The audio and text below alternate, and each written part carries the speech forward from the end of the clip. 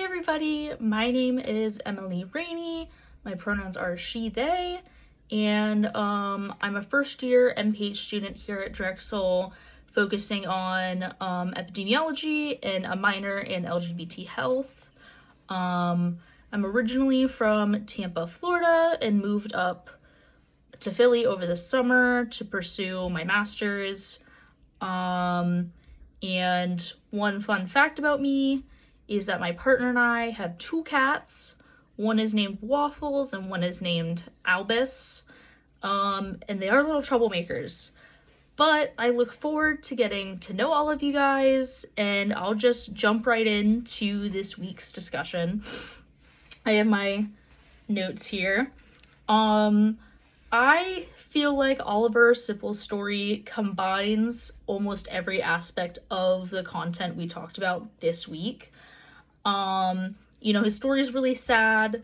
Being involuntarily outed after a heroic deed is awful and violates, even though the lawyers didn't see it this way, personal autonomy, privacy, the right to come out or not come out on your own terms.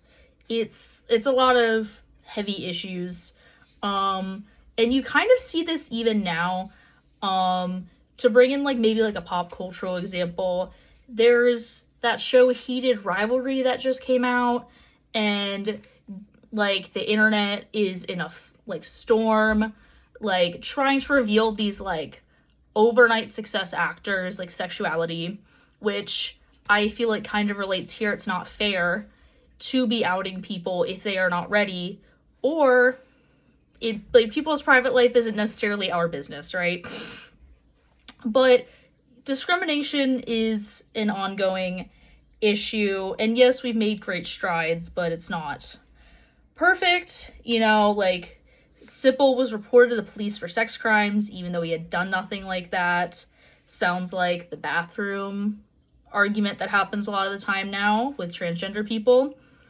But this relates to, there is an inherent increase in stress that comes from being a sexual or gender minority, but it's difficult to discern what degree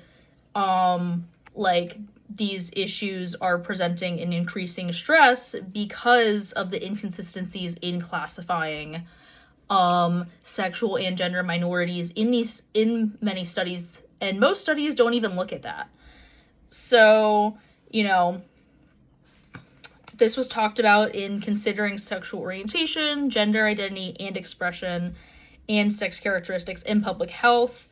This research, even when it does happen, is so largely underfunded that it makes it difficult to even follow up for these health outcomes, much less study specifically a small portion of our population.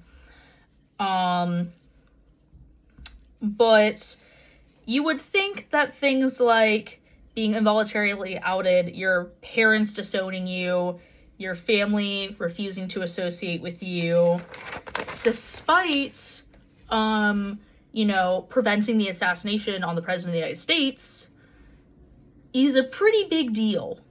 A lot of prejudice leads to these types of issues. And as a member of the LGBT community, you kind of see these issues even now.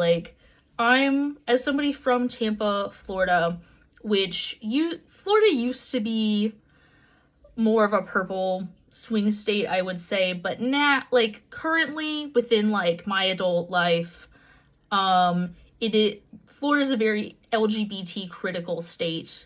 There's bathroom bans, all that sort of stuff. It's not uncommon to get called a slur. And so you kind of fear for your safety, and you try to do everything possible to avoid these hate crimes. So I don't blame Sippel for trying to stay in the closet on the national floor here. It can be a threat to your safety.